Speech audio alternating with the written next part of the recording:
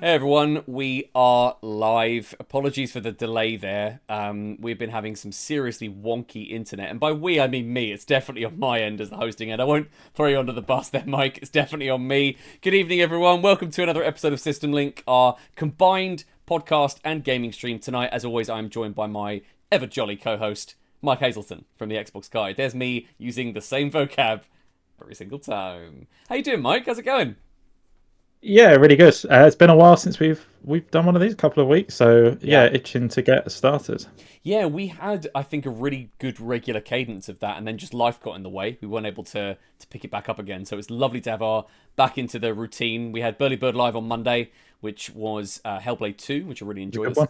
Yeah, I'm really enjoying that. Particularly, it kind of almost helped me carve the time to be playing my dedicated single player game, just as the excuse being that I had to then stream it. So which was good fun.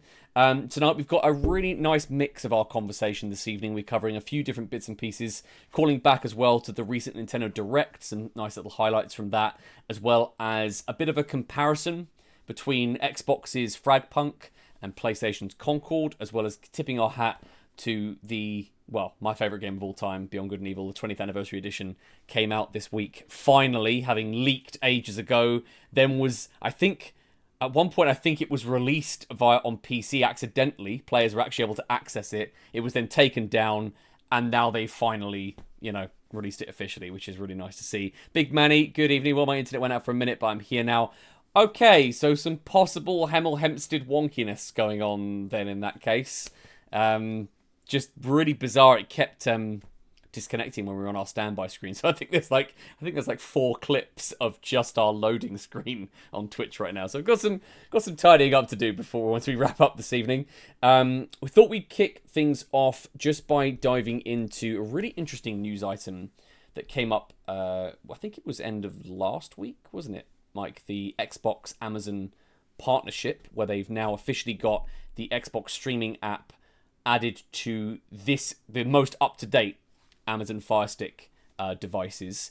This is something where we kind of speculated. I think we might have even done this publicly actually on here. We speculated about the possibility of Xbox kind of wading in with a Chromecast style streaming stick for Game Pass, and they've kind of done the next best thing, not have to make any bespoke hardware. They've partnered with Amazon and got the app now on Amazon Fire Sticks. So these are the 2024 editions of them.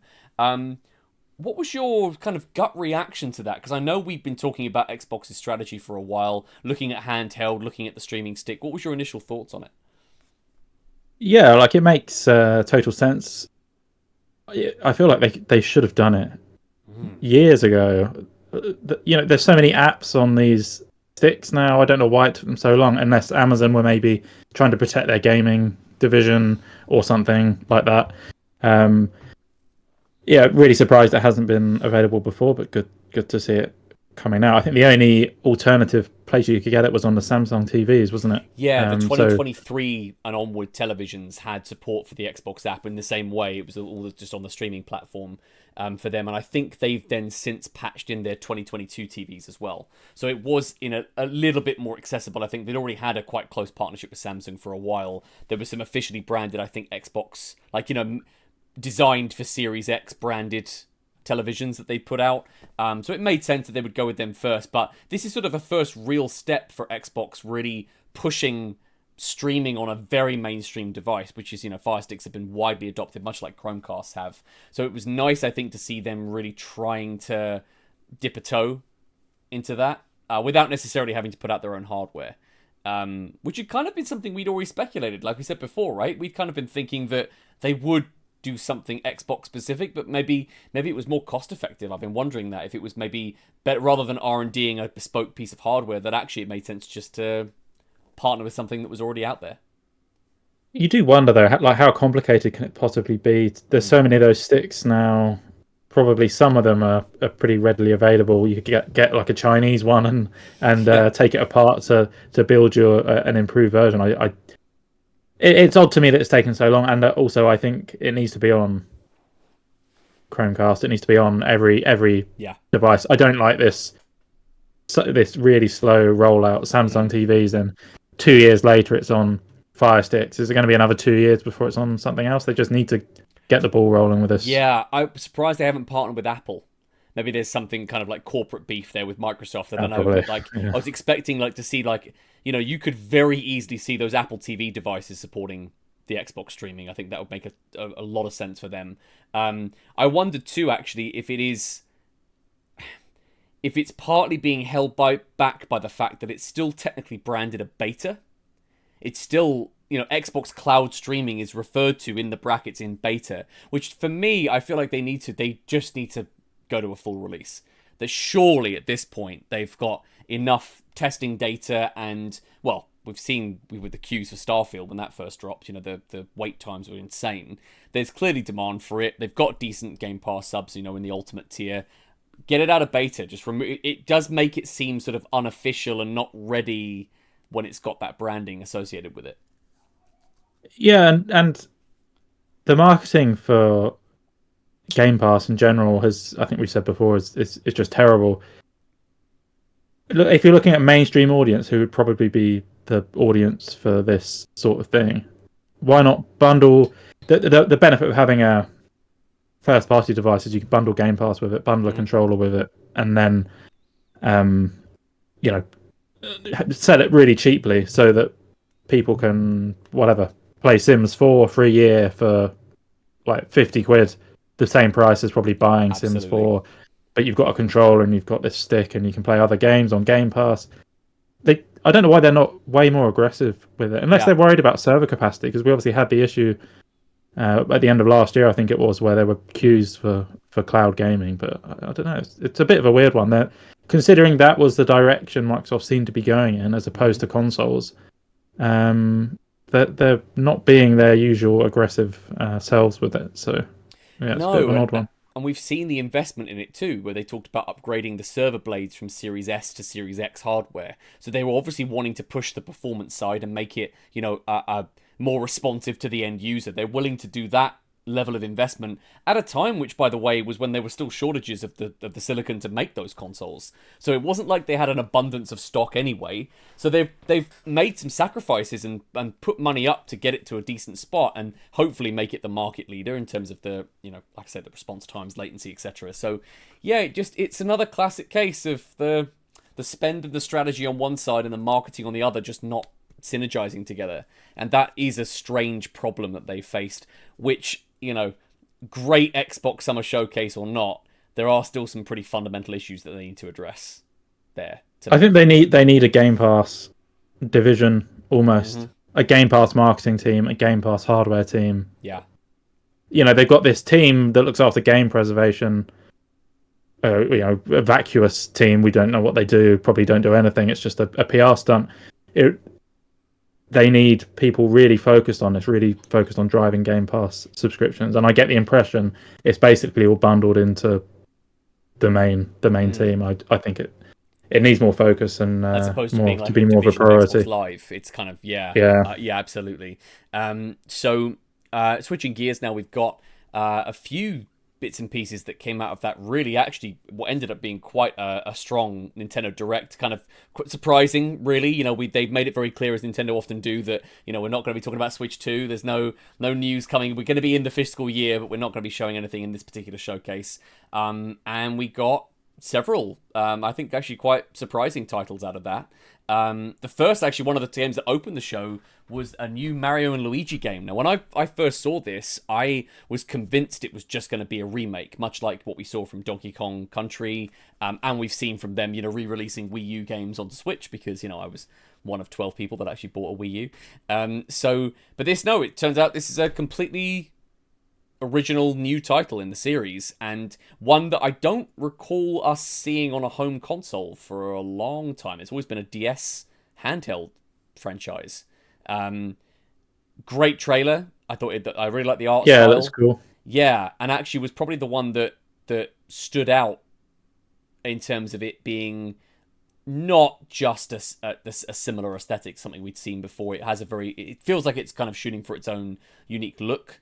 And that's important when you've got such a high quantity of Mario games and equivalents of these titles. So, are we confirmed co-op on this. That's a little nugget that I don't have. You'd hope so, wouldn't you? I mean, come on. Because It's in the Nintendo, name. so you can't take it for granted. But... No, exactly. And it certainly, I mean, the idea, assuming it would be online would perhaps be a false assumption. That is not a Yeah. dangerous proposition there. But certainly, local multiplayer, I think this is just, a really interesting thing for them to focus on, because I don't think this shoots for the very, it's not particularly accessible, I don't think, it being turn-based and an RPG. This is shooting very much, I think, for the older Nintendo fan. And it's nice to see them playing to that age group and that fan base.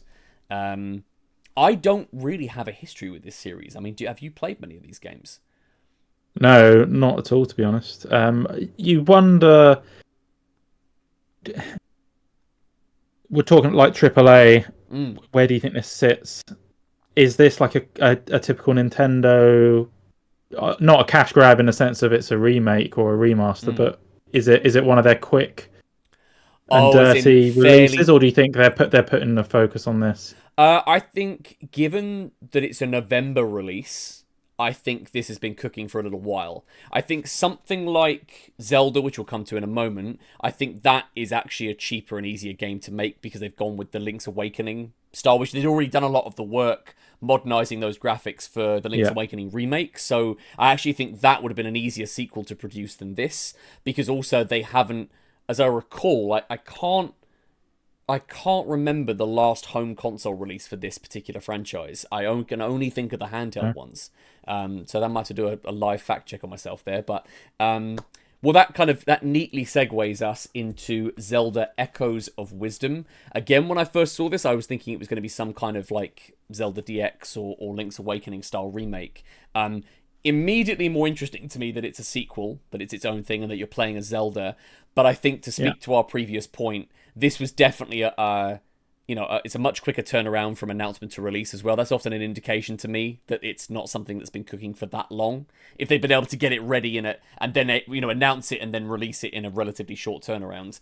I also, on the flip of that, as much as perhaps it's not quite as ambitious as, say, the full open world Zelda games, possible unpopular opinion, but I am not particularly a fan of the open world Zeldas of Breath of the Wild or Tears of the Kingdom.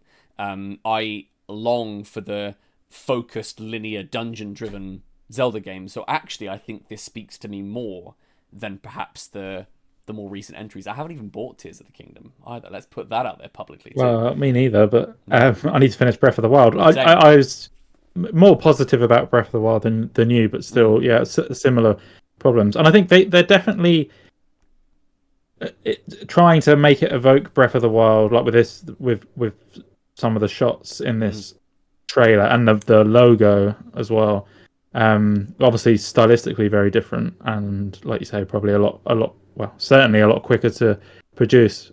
And I think it looks decent, looks okay. I don't think it's going to be a stellar hit, but nice to play as Zelda for a change. Yeah. Oh, plug socket. Good evening. Thank you so much for jumping into chat. I was actually initially a little concerned when I saw, because I'm not, one of the big things that really put me off certainly Tears of the Kingdom, was the overemphasis on the physics puzzle solving. I quite like it always felt like you were almost like cheating in a way, like it wasn't you solving the puzzle, you were kind of just gaming. Glitching your way through it. Yeah, glitching it and kind of just figuring it out because you stumbled upon a possible solution. I get that there's also a benefit to that, to it feeling a bit more freeform and feeling like, you have truly come up with the solution to that. But actually, the stuff here we're seeing in the trailer now, where it sort of references like objects you can spawn in, and you're using, Zelda's magic to use that for traversal. That's more interesting to me than just the, build a giant, bizarre contraption and fly that into an enemy. That never really excited me. It is interesting, and I don't know how it will work in practice. It seems to give you a hell of a lot of freedom, to the extent that you wonder how they're managing that with puzzles. Like you were saying in Breath of the Wild, you can kind of game your way through some of the puzzles, and you feel like maybe you could do that with this as well, potentially. But also it doesn't make a lot of sense. Obviously there's magic, but I feel like maybe they've come up with a concept. Let's have these objects that you can move around the world and use them to solve puzzles, and then they've kind of shoehorned it in a bit. It just feels a bit thematically odd, but it's obviously the game's got a certain style and it's aimed at a certain audience, and I think it's probably more about fun than let's make a serious Zelda game. That's... And actually, that's where it does harken back to those older titles for me, because I agree, as much as Zelda is a more kind of magic-driven character where spawning those objects would make sense in that way, I don't think that sort of free-form style gameplay you typically associate with this. You associate it more, I think, with the big open world games, just certainly from their recent output. Maybe this would be a version I can connect with, because it isn't relying so much on it being this sort of massive scale and gaming the system. It might maybe, depending on how it plays, it might feel like more like you're solving it in the intended way. And I think that's always something I prefer generally with puzzle games and physics-based stuff like this. Now, to kind of segue into something that is, well, should have been DLC, we have Super Mario Party Jamboree. Now, I'll put it out there. I'm feeling a little bit saucier tonight. I'm feeling like I could get this out here. So I cannot for the life of me understand why the most recent Mario Party, which was Mario Party Superstars, he says unconfidently, which was the sequel to Super Mario Party, why that wasn't just DLC, because they were all maps that were remakes from the N64 games. This, again, I want to point out I'm going to be buying this day one. I play this with my stepdaughter. I play this with my wife. We are obsessed with this. Mario Party has always been the source of a lot of fun and a lot of anger in our house. But I still look at this and go, why the hell was this not an expansion pack? Maybe included in Switch Online, if you got the N64 expansion, the upper tier one that gets you the Mario Kart booster pack. Why was this not just a DLC for Super Mario Party? Yeah, it makes me really cross, because I got the first Mario Party on Switch, which was extremely light on boards. I don't know how many there were, like 3 or 4. It was really poor. And then like you say, Superstars, if that's what it was. I'll take your word for it. Which I also own. Had a couple more. Some of them were classic boards, though, that they've just rehashed. So wait, so that's the problem with Superstars, though, is the entire game was classic boards. So Superstars was the second one. Super Mario Party, I think, had a small number of new ones, and then Superstars had all remakes. None of them were original. When it's full price release, probably still is full price, but the first one's probably still full price. Yep. And you can I think they're on the virtual console, aren't they? I know it's not virtual, whatever it's called now. You can play some of the old Mario Parties. 1, 2, and 3 are all on the it's the N64 library, isn't it? And the Switch Online library. It's a bit weird. I mean, you and I both have them, and we could just play them on the N64 GameCube that we still use. Yes. But it's asking a lot. Obviously, they do the numbers and they think this is the best way to do it. Personally, we talked about it before. I would have a Mario Party game and then just release new boards for it.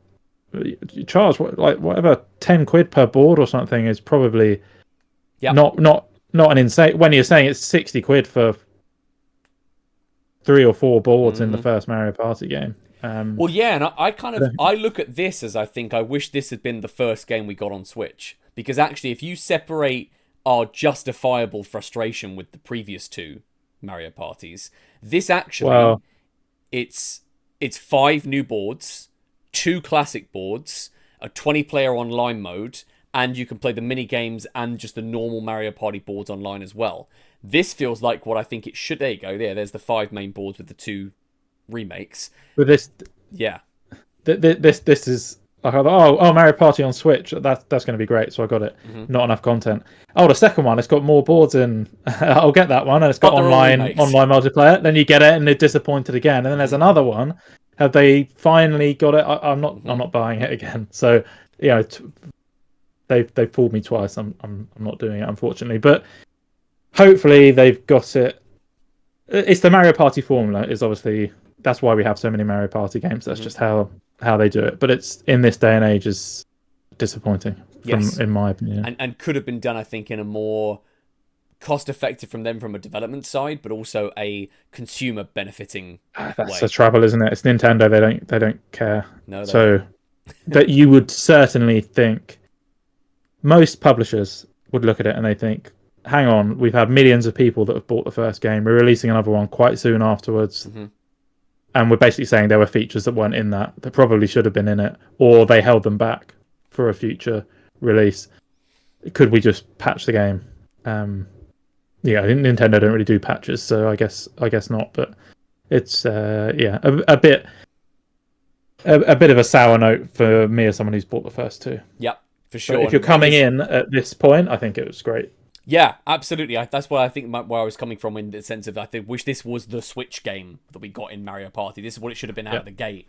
Especially because the first one had, non-existent online, and then it was awkwardly patched to make that work. And it was just the mini games, wasn't it? It wasn't actually the board. Yeah, gameplay. who's doing Dreadful. that? Just awful. I mean, that was at a time though when Super Smash Bros. Ultimate had such wonky servers and online. It was at a time when they were really, really dropping the ball there.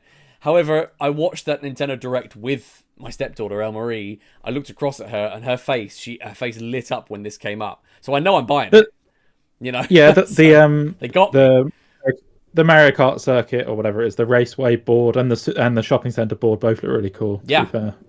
I know. So it's a tricky one. I think our criticisms of it are valid. It also won't necessarily change the outcome, certainly from me as a consumer, because I know I'm going to get value out of it, as I have done with the previous two.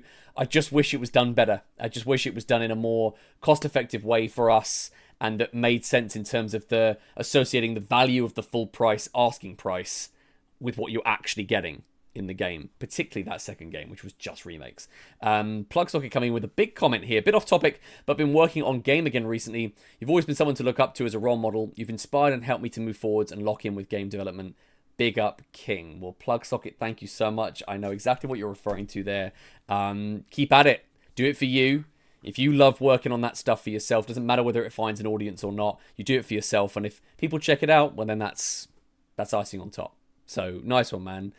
Also, goated Mario Party. Yeah, absolutely right. So, something that was a great one more thing from this showcase was Metroid Prime 4. Now, I want to just come straight in here and say this has got to be a Switch 2 game, right? Well, first of all, can we say you like guaranteed me that it wasn't going to be here?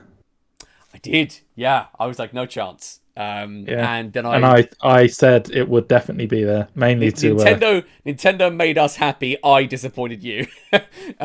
So yeah, I still think this is going to be a Switch 2 release. At the very least, it's going to be a Breath of the Wild cross-gen, like it was for Wii U and I think it has to be both. I think it has to be both. I think it's going to be. I could see this being a launch title, a cross-gen launch title for Switch 2, or launch window certainly.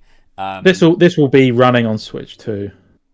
Yes, and then there'll be a slightly shit-looking version that will be on Switch 1. I think. Yes. I don't think this is insanely out of the realms of possibility for a Switch 1 game. No, we've certainly seen them. I mean, I remember seeing some parts of Mario Strikers, which they put on Switch, and that, particularly the graphical design in that, is very strong. It's very crisp and it runs really well. This seems to be running at a pretty locked frame rate as well. Little Digital Foundry in there.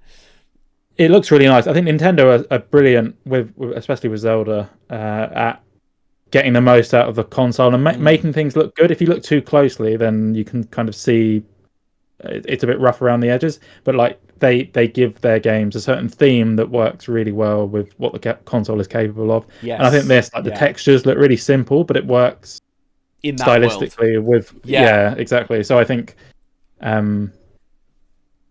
it's definitely doable on as a cross. And I can't think of when Nintendo recently have kind of locked something to their next gen console when it's been one of these franchise games. Well, they've wanted to leverage, that idea of like, they've got such a big install base already, and then why not tap into that? Why would you then make it a Switch 2 only release if you've got, a huge 100 million strong player base that wanted this game for so long?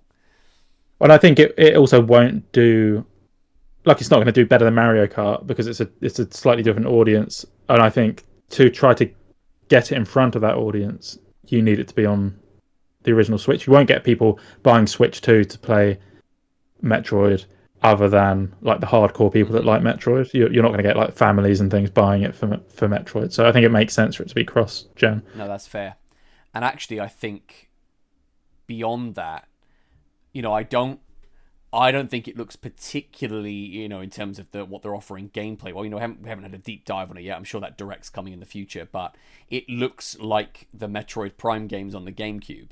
And part of me with this, you could look at that and go, well, it's been cooking for so long. They've just kind of very much stuck to the formula. But then the devil's advocate to that is that necessarily a negative? We've talked a lot about sometimes where you bring back a beloved series that's been, dormant for so long, make the game that people were hoping for, just, they were hoping to get it sooner. Tap into the thing that was already good. So I don't know if Metroid Prime 4 needed to be this sort of reinvention for an FPS on a Nintendo console. Just make a great Metroid game. That's all it needs to be, for me at least. I mean, my expectations generally are, low to middle with stuff like this. I can be happy with a title if it sort of retains the fun and has a clear creative direction and feels good. It's got to feel good to play, which I remember these games, particularly Prime, the first Metroid Prime game on GameCube just felt so good at the time. So that looked incredible. Yeah, even for GameCube, which had really good graphics at the time. You wonder if maybe it started to slip and they were thinking, should we start working on like a Switch 2 version at the same time, like delay the launch to because it does actually already look quite polished in terms of like it being content complete. So I wonder if, like you say, if it's actually they've gone, well, we could actually hold this back for just let it cook a little longer, create then alongside it a Switch 2 optimized version. Yeah, like we've said with Microsoft, they got Gears E-Day that will be coming probably close to the launch of the next Xbox. Why not just get it ready and then keep it back, give it an extra 6 months or a year so that it's there for launch window of the next console? Yeah, which they obviously tried to do with Halo and massively missed. Apologies for the distraction slightly there. My mum was outside dropping off some stuff to my wife. She knocked on the window and was like, it's just so wholesome going on to my left. I think it's also really nice to see Nintendo not forgetting about it. Didn't get cancelled. They put Retro Studios back on it, which were the original developers of the GameCube game.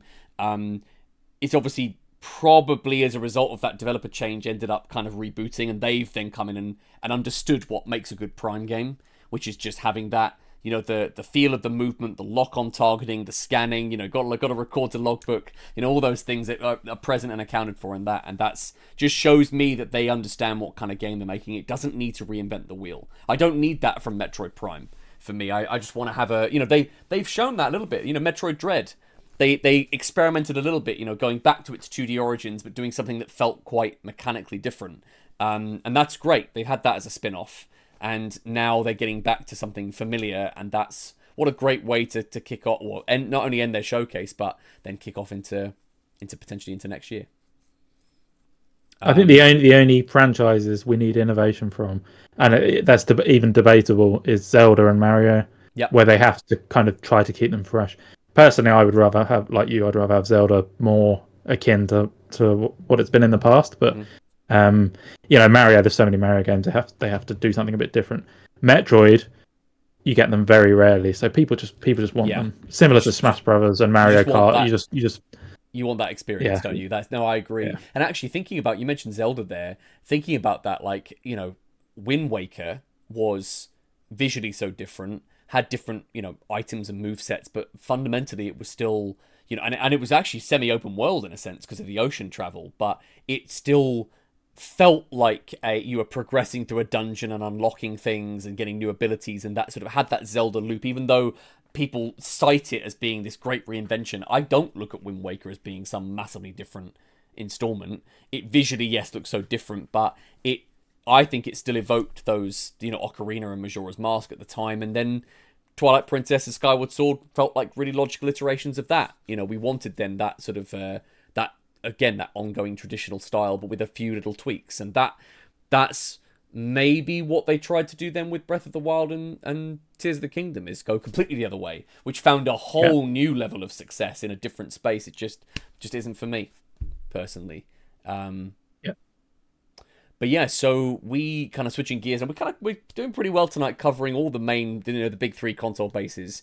We've got two games coming out that are very, very similar. We had Concord finally revealed at the PlayStation State of Play recently, which is a 5v5 hero shooter. And then Xbox, as part of their showcase, showed, actually I think it was both in-engine and we did see a bit of gameplay as well, Fragpunk, which was a similar sort of 5v5 hero shooter with the twist that it's got like a card battler element to it too, which you're using these cards as modifiers to both individual combat encounters and to the map and the match at large. I particularly liked with Concord how they've seemed to have taken some of the learnings from Helldivers. It's a budget price release, it's multiplayer only, but it's only $34.99. I actually like that it's not free to play. I like that it's a budget price release. I think you're more likely to get a dedicated audience for this, even if it might be a bit smaller because the barrier of entry is higher. But it will hopefully avoid the trappings of yet another free to play game with a battle pass and DLC, and I've got to grind these challenges to feel like I'm making progress. Dave O, good evening, good to see you. So, yeah, I actually think them pricing it like that is really smart. I don't know how much they've announced in terms of what Fragpunk's going to look like, and I'm pretty sure it's Xbox and PC, isn't it, in both cases? It's Xbox PC for Fragpunk, and then PC and PS5 for Concord. Chris as well, good evening, good to see you. What was your take on Concord, first of all? Because I know we haven't traditionally played many of these types of games together, but I'm certainly open-minded to it. I'm interested just in terms of it, just conceptually. Well, I think we covered it when possibly in one of the previous shows, but it just looks a bit generic for me. Certainly to be spending any money on. Sure. But it depends how it feels to play. So I think they need to. There's a beta for it, isn't there? I think they certainly need to get it in front of people. I think the previews have been mixed so far. Some people are saying they're quite into it, but others are not so much. This sort of game, like for me, they put so much focus in the characters and having these little story bits about the characters. For me, it's all about how it plays, how the shooting feels, especially for like a new. It's not a new franchise, but essentially it is a new shooter, a new team. It needs to be nice to play, otherwise it's and it's coming soon. You mentioned the beta, obviously, which is due out imminently, but this is due out in August. The pre-orders have already opened, and it's due very, very soon. Whereas Fragpunk, I don't think it's not as close to release. I know it's 2024, but it's not imminent. They've had a closed alpha that was US only that's just finished. And footage is readily out there, which is really handy. They haven't NDA'd it, which is actually, I think, really smart. Of the two of them, I think the character designs are more distinct and more interesting in Concord. I think they've made a really nice job with the personality of that. But I think mechanically, Fragpunk is doing something a bit more interesting with these card modifiers. Just looking at the sort of quick shots there of the hero characters, they did seem a bit sort of just like you could have taken them out of Apex Legends or Valorant, and they wouldn't be out of place in those games. It's actually the ability model. Like I love this sequence where you've got the long grass that you can grow, and then you can use that as a stealth. Yeah, it looks insane. The big head mode, to make sniping easier, I thought was a nice touch. I just think there's more scope mechanically. Oh, it's 2025, beg your pardon, I've just seen the end of the trailer. I think there's more scope for Fragpunk to do things a little bit differently, potentially in its mechanics.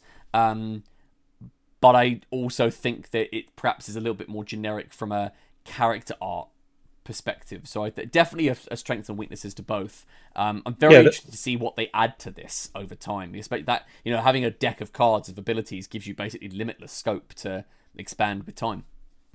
Yeah, just looking at the gameplay, the shooting looks more like what I would want from a shooter. Just Concord seems a bit lightweight or floaty. It's really hard to tell from the gameplay that we've seen, but this looks quite tight, and fun. I think this trailer is really nice because they've got some HUD elements on and they've got crosshairs Yes. on, and I think the Concorde one, maybe it had crosshairs, but it didn't look. I couldn't imagine myself playing it basically, but Mm. this I could see myself doing this. Like you say, the card elements look really cool. So, um, depending on, do we know if this is free to play? No, nothing You said we don't confirmed know. yet. Nothing No, confirmed okay. on the Well, it pricing model. depends. But I mean, if it was similar pricing to Concorde, even I would consider it. Yeah, Maybe they'll look at a Game Pass partnership. yeah. That I think that again very smart. If you're gonna, you're wading into a very crowded space when you go free to play these days, and having something that I do think it's a really smart way of capturing it, even if it is a slightly smaller audience. I think it's a great way to get them invested. Just actually seeing these side by side together. One thing I'm really noticing, Fragpunk seems like when I saw them jumping, the jump was very minimal. Like it wasn't like they were bunny hopping. It was a very small jump. Whereas a lot of Concorde seemed like there was a lot of verticality in it. A lot of people with jetpacks and people flying up high, sniping down or using abilities. And generally speaking, I don't like verticality in arena arcade shooters because I think sometimes it can just devolve into chaos. I like it to be a little bit more grounded, and therefore you're using abilities that are, in moment to moment combat, not relying on jetpacking up high or hovering somewhere and sniping down. So I think of the two, despite the fact that the characters are a little bit more generic looking, I think for me Fragpunk is the stronger of the two games. The Yeah. the guns actually look also more realistic in Fragpunk. Obviously, Concorde being sci-fi, they can kind of go a bit crazy with it. But despite these cards being pretty crazy and doing weird things to the levels, it doesn't look as though they are like giving you necessarily special abilities or doing stuff to your guns or giving you a crazy jump, like you said, or some of the stuff that you might expect from like 5v5 shooters. They look more like environmental things, or even that one where it Yeah. brings in a Grim Reaper or something. That's obviously maybe going to kill people and give you a kill, but it's not Yeah, they look kind more of like the sort of stuff. modifiers that still rely Yeah, on you as the player being skillful, which I think I always prefer. I like them yeah, being like supportive and additive to the gameplay that fundamentally still you out shooting someone else. That, you know, that's always the kind of the preference. Like I have with Apex when I play Apex Legends, I really enjoy the character abilities, but fundamentally I want it to be about my skill versus your skill at shooting, and those abilities are kind of secondary to that. They support that, but they shouldn't dominate moment to moment encounters. yeah. Similar to the finals, which we're going to play later, but Mm, this, like, I think you see this in action and it looks good. It looks like it's yeah, going to be fun to play. It looks like it's got a talented team making it, and it's got some kind of interesting mechanics in it, which the finals, not it's not so out there, but still, it's different to anything else yeah. on the market in its own way. And yeah, it's looking good. I've got high hopes for this one. Yeah, definitely keep my eye on it. Just to spin it out to chat. Now we've kind of looked at both. We've covered Concorde, which is a PS5 PC exclusive.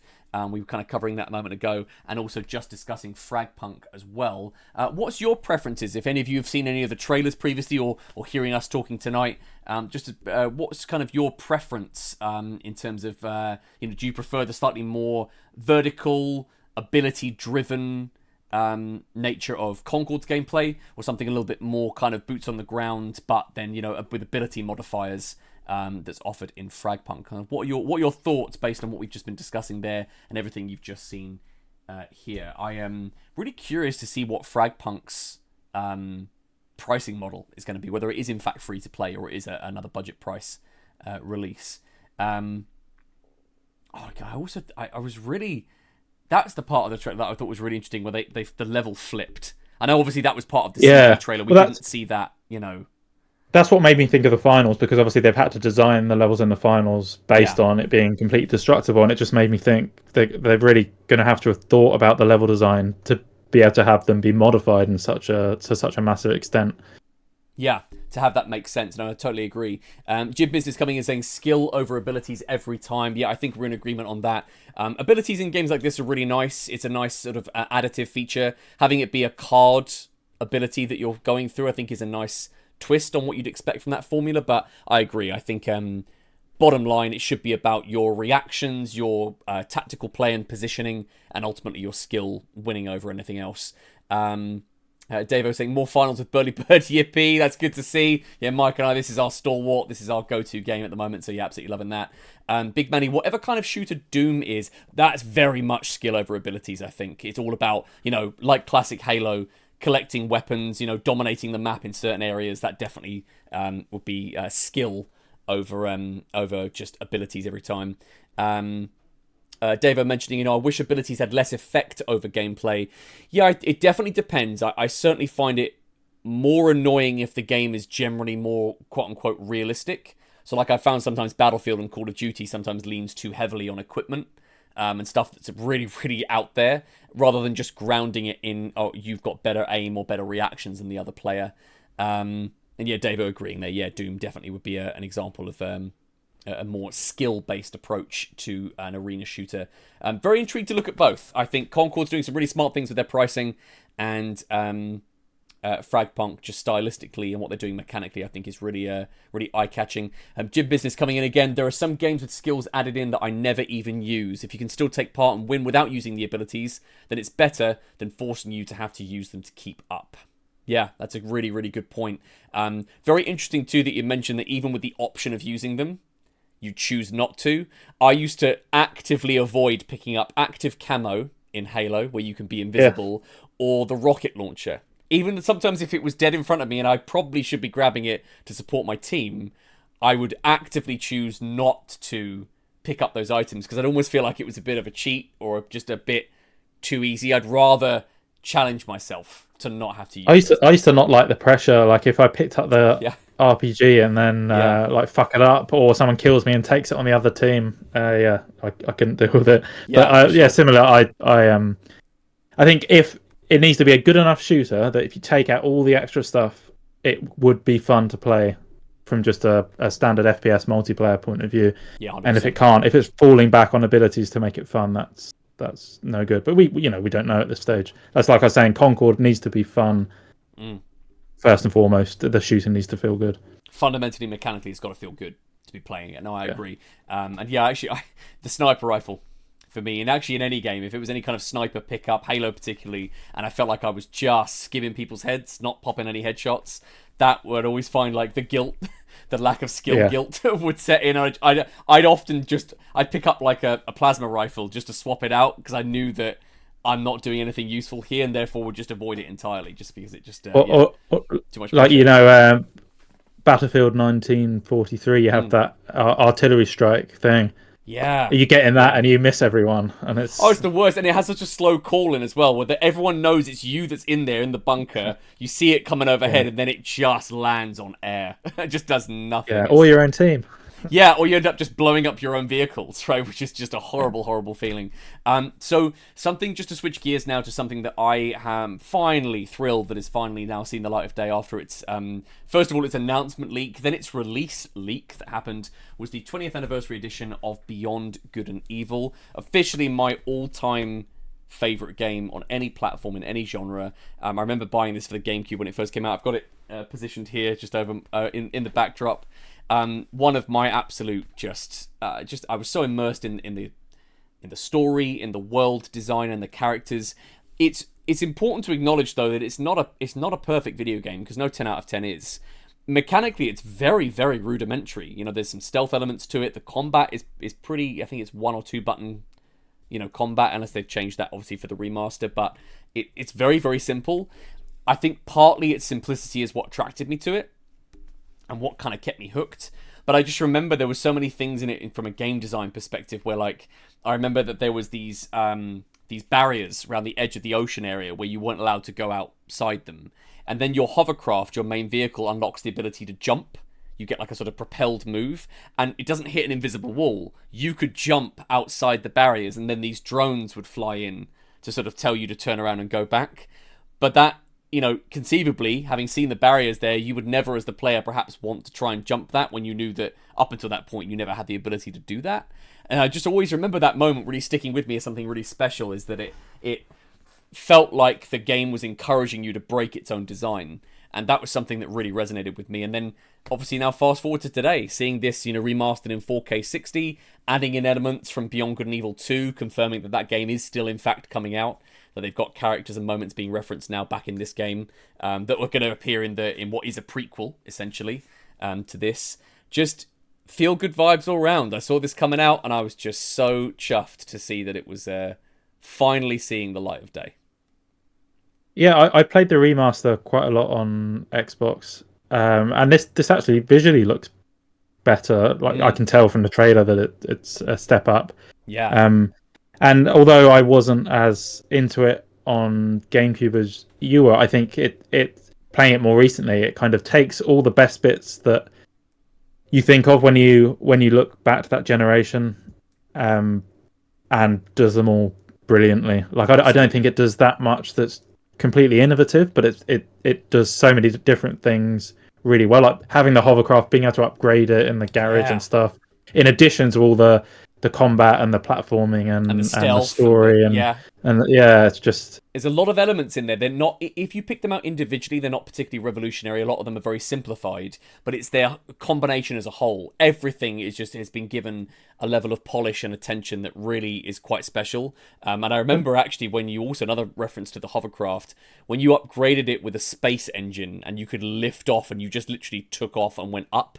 And then I think the final mission takes place on the moon around the planet Hillis. Oh shit! Spoilers, I didn't know that. You just launched into orbit from the ocean, and it was such an incredible feeling because it triggered like this epic cutscene as you're flying through space to get up there, and it just felt like there was this sort of, just everything was so surprising to me in Beyond Good and Evil at the time. And I looking, actually, you're right. I think looking at this now compared to the HD remaster that was on Xbox 360, I think this is definitely a step up visually and performance-wise. I was concerned when I first saw this that it didn't look any different, but you're right, actually, properly looking at this and thinking back to what the HD remaster did, this definitely is an improvement for sure.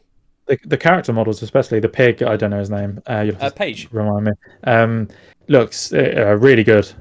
They've obviously remodeled him. What's the price of this? Oh, you know? Great question. I'm going to live check that because I would like to know. A purchase is imminent for me, so let's have a quick look. It's getting a physical release with limited run, which is really cool. There was never any sort of editions of the game when it first came out. It came out at the same time as Prince of Persia, Sands of Time on the GameCube, and kind of got... It was a pretty strange choice by Ubisoft there. It was almost within 2 weeks of each other they came out, and they kind of cannibalized their own sales almost as well. Yeah, two great games at the time. But I do think Beyond Good and Evil suffered in terms of it was the new IP versus the legacy IP being rebooted. Yeah. Prince of Persia was always going to get more attention, but yeah, limited run are doing like a collector's edition of this, which is again there was never any physical. You've got to get that. Come on. You were talking about getting it on Xbox with your points. You've got to get the collector's edition. I know it's definitely on my radar for sure. What comes with it? Do you know?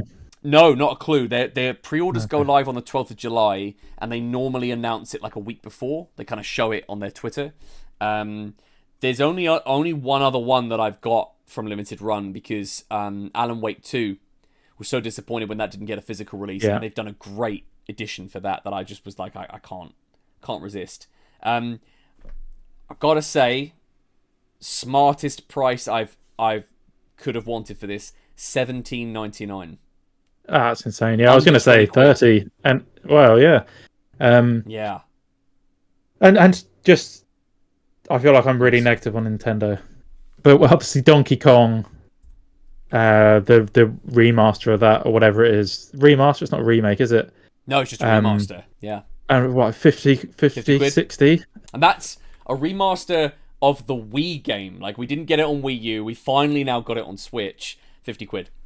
There's a little history people with pay that. it will sell millions. I know, and it will. And this won't. Just like Donkey Kong Country Tropical Freeze did, the Wii U game, when it came to Switch, they added the Cranky Kong character. That was the big sort of thing on the side of the box. 50 quid. Yeah. 50 quid for that too, and it sold like gangbusters, and still is. still doing well. So yeah, $17.99. It's also included in Ubisoft Plus Day One. They don't always do that with their day subscription, but it is in there as well. I know a lot of people are looking at Star Wars Outlaws potentially, and considering whether they, rather than dip in for those really expensive editions, that they might just do a month of Ubisoft Plus and access it that way. So nice. Again, it's good to give the option because Ubisoft Plus I think is quite expensive. So yeah, it's $17.99 is a gorgeous price for that game. I'm well chuffed with that. So yeah, that's definitely a winner. And finally tonight, just before we shift over to the finals, we want to talk a little bit about what's coming up on Game Pass for the rest of July. We've got a little montage here of various titles. Yeah, we thought this would be a good thing to do at the start of each month, or when the batch gets announced. Like I think we'll get a second batch as well, kind of middle of the month. There's a few we know about later in the month, but just nice to kind of see what's coming up from a Game Pass point of view. There was a few standouts. This is Nickelodeon All Star Brawl. We've got a few kind of by the numbers brawlers now.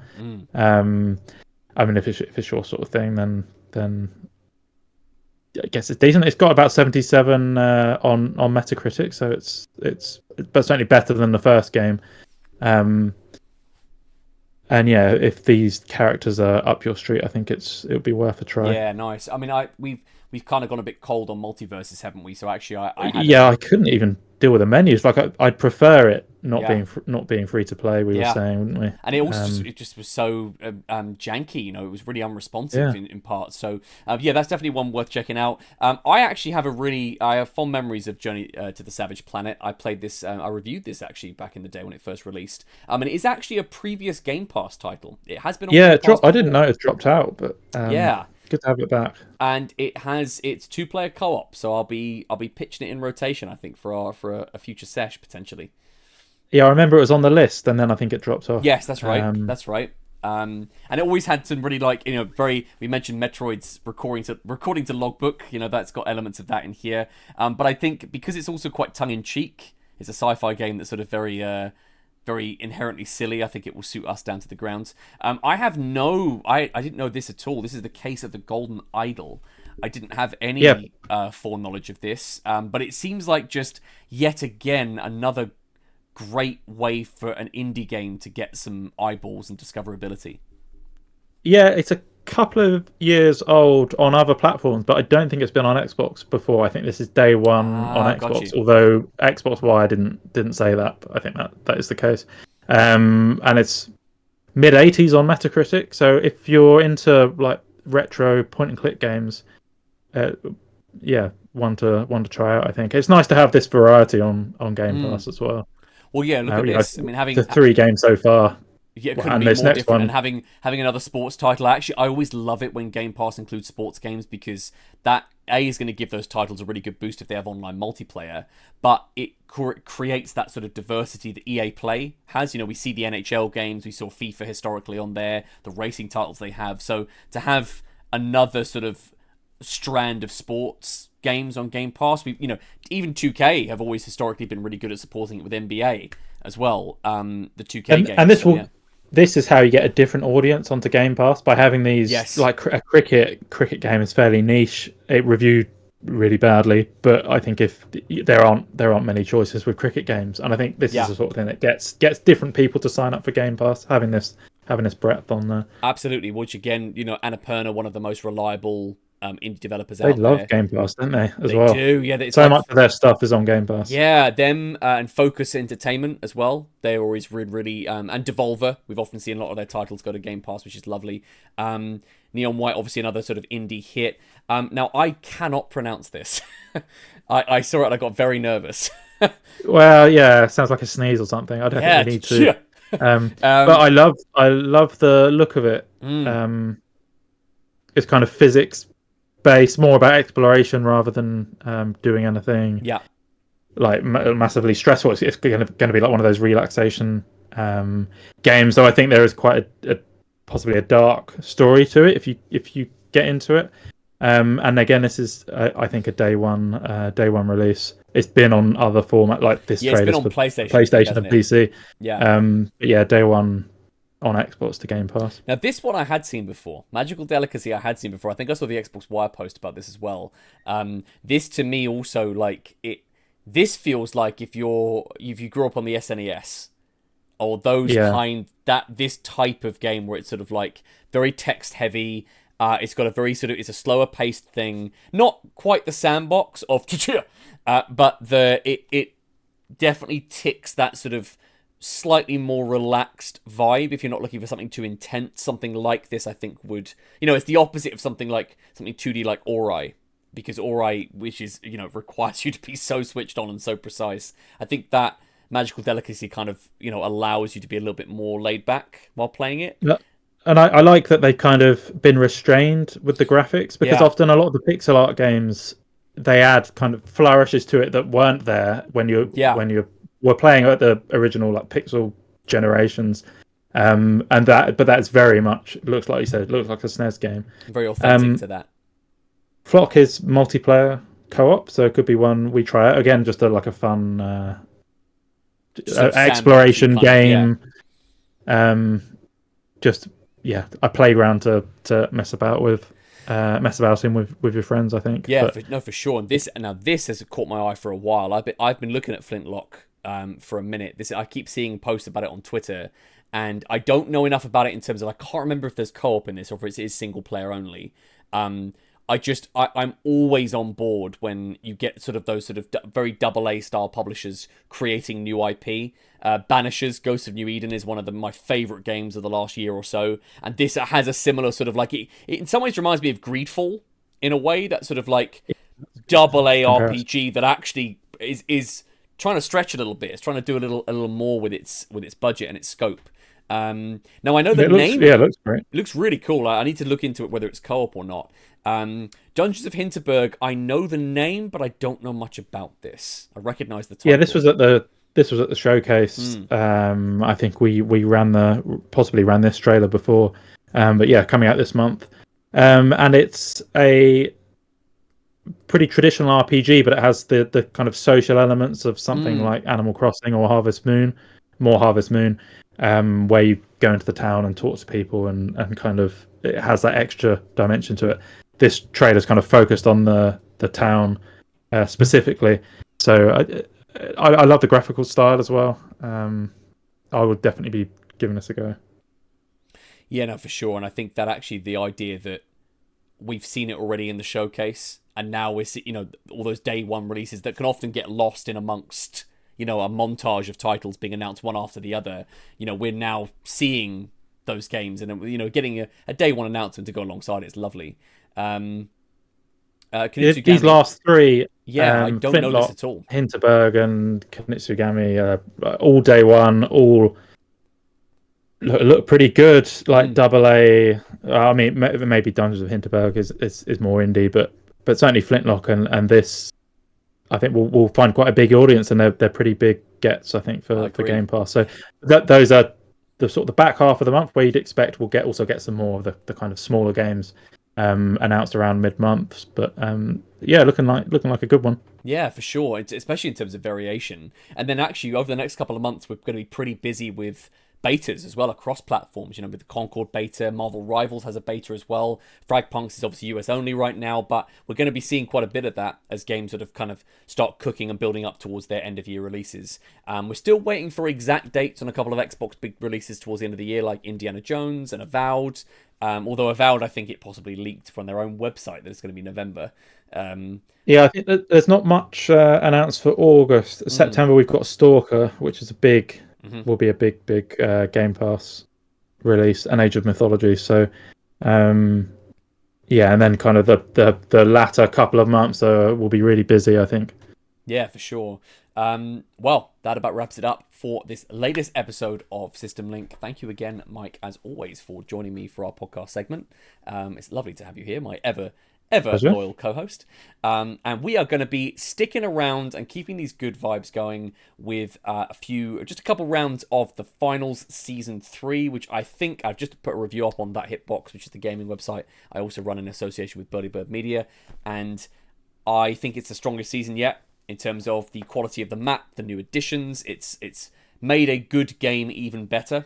and we're going to be playing a couple of rounds of that. We'll be doing, I think, just a quick warm-up in Quick Cash, which is one of our favourite game modes, and then jumping into a tournament as well. We thought we'd do some high-stakes streaming for you.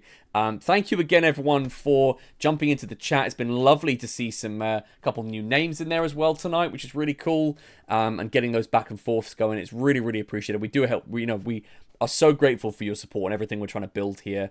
I know that the Xbox guide, you can find Mike on Twitter at the _Xbox _guide, but the website will be launching. We're close to the beta, aren't we now? We're pretty close. Yeah, now. a couple of weeks. Yeah, next couple of weeks, hopefully. Which is great. Really exciting there. So we're just going to take a brief intermission, and we'll come back very shortly with just a couple rounds from the finals. So we'll see you soon.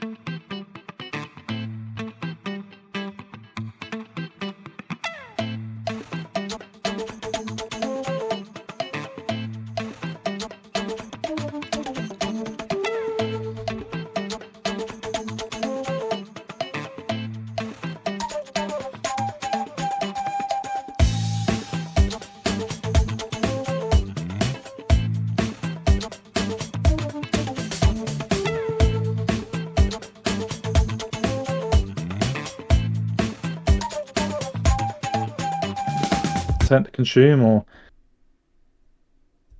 Well, focused on their possibly. GCSEs. Yeah. Hang on a moment. Oh, I'm getting bitten left, right, and centre.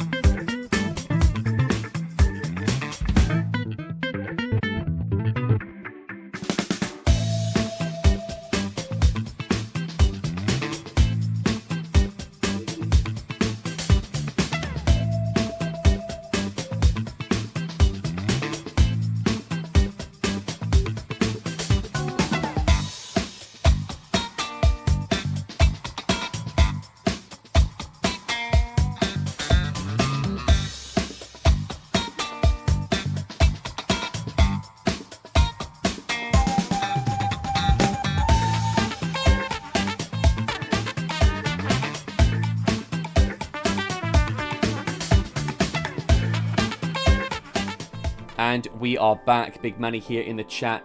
You know, I think I finally enjoy Elden Ring. I only had to play for 100 hours and platinum it, but I finally like it. Well, that's great. You must have enjoyed it to play for 100 hours. Come on. Yeah, absolutely. Oh, I've just seen our camera view is slightly balked, so let's quickly fix that. I was very close to getting it for my birthday.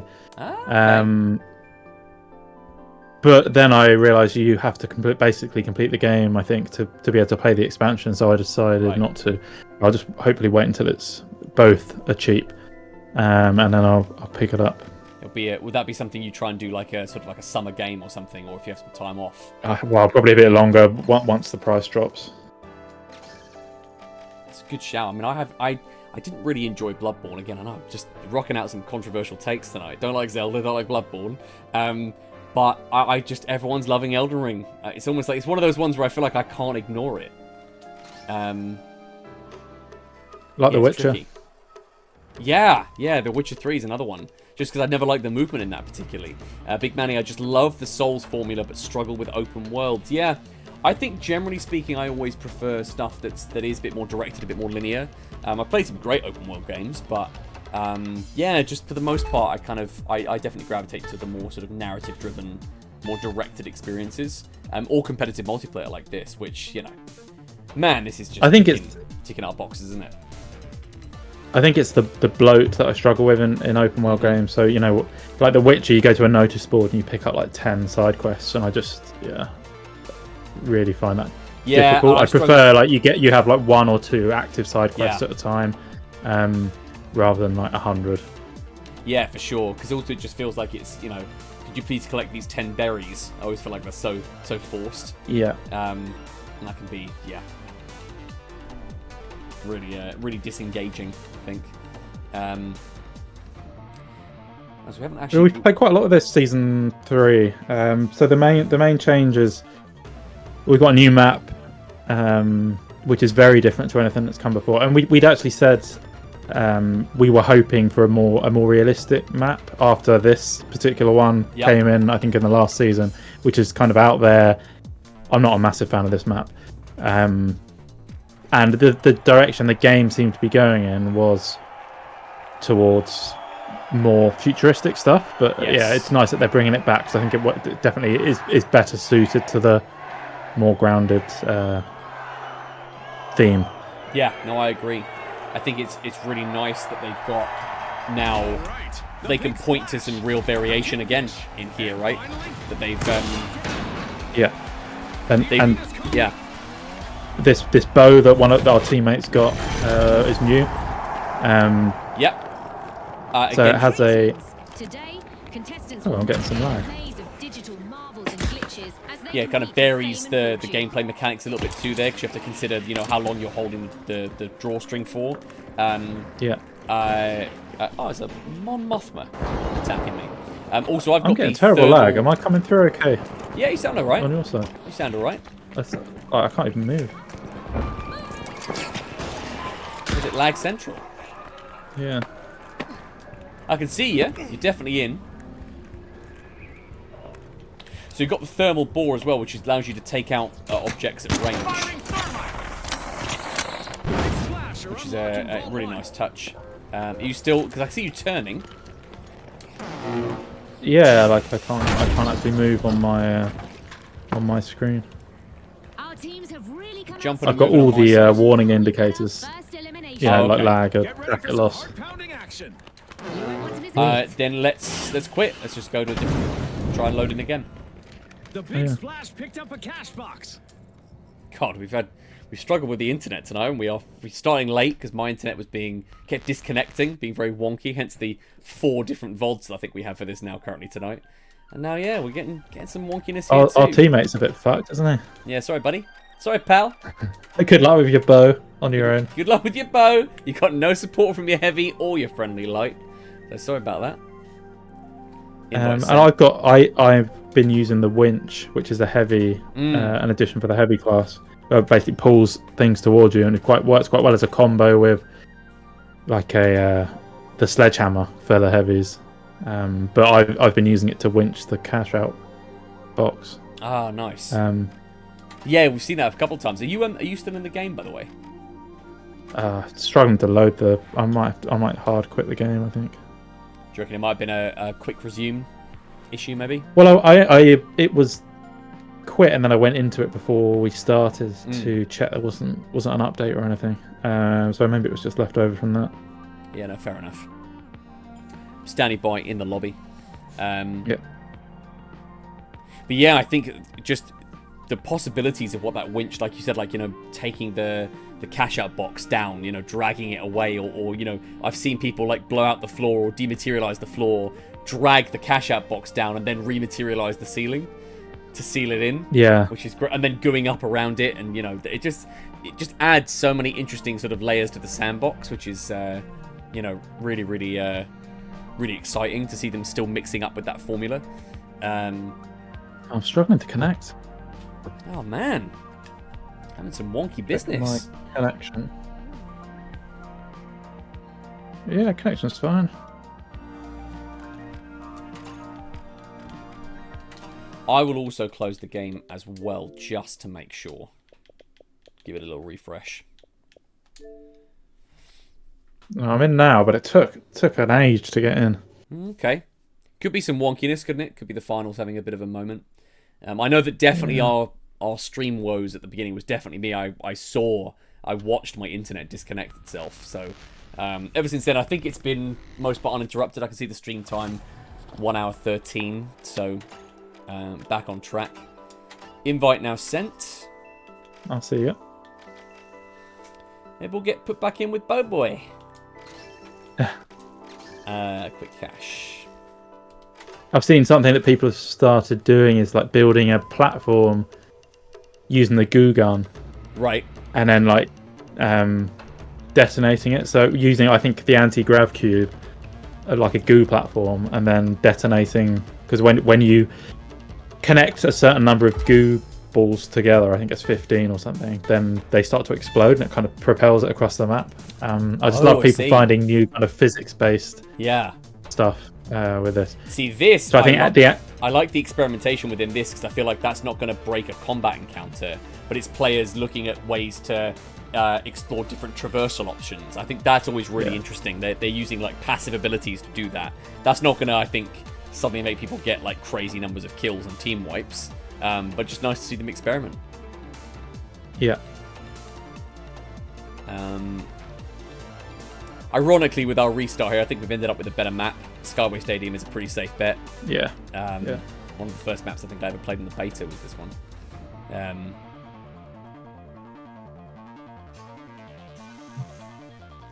Yeah, this will definitely be... we'll do this as a warm-up, and then we'll give a little tournament a go. Let's go for some high stakes.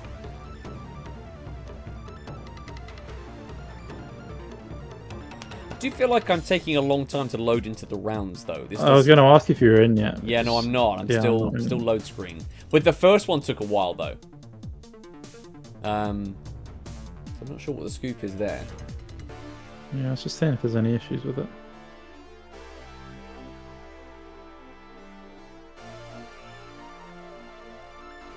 Yeah, taking an unusually long time. I'm in the lobby now. I don't want two heavies, do we? What's he got? He's packing the mesh shields and a shotgun. Oh, he's got sledgehammer.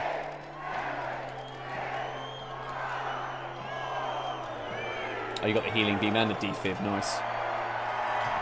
Nice. Proper Beverly medic. That's what we love.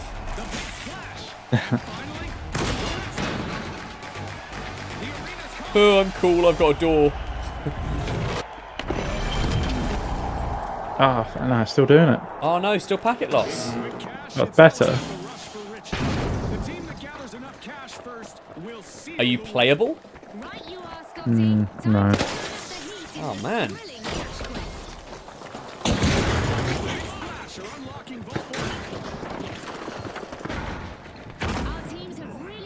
Are you able to go over the jump? Yeah. Nice. Yeah, like it's a little bit better than it was. Guy on the roof over there. Try and get in close.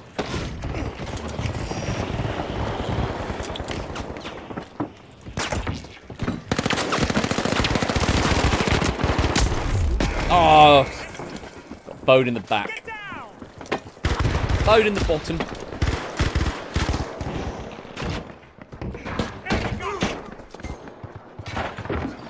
Is it still being wonky? Yeah. Okay. Well, look, I don't want to, we're not going to sit through this and have you, doing that when it's wonky japes. We can't be having that. So I'm happy just to, we'll just wrap it up. We'll wrap it up early. The steamrollers will need to try again. I don't mind if you want to play around or something. No, it's all good because we were going to play this together, and I don't, that's not fun to have you having to sit and watch this. That's all good. Yeah, let's back out. Let's back out. Okay. God, even me quitting the game, I think my game just hard crashed then well, not hard crashed, but it crashed. It froze for a little second there. So definitely something not quite right. Oh, sorry about that, everyone, if that was my end. I was trying to see if there's any issues with the being reported, but I can't see any. Yeah, no, it's all good. Well, thank you so much, everyone, for tuning in to this latest episode of System Link. It's been lovely having the chat be so lively there. It's been really, really enjoyable. So thank you for that this evening. We'll be back on Monday at 9 o'clock here on twitch.tv/BurlyBirdMedia for another edition of Burly Bird Live, where I'll be playing something. I never quite know until the day, so look out for the tweet so that you know what I'm playing. We've got, obviously, System Link, our show right now, which is on every Wednesday at 9 o'clock, our combined podcast and gameplay stream.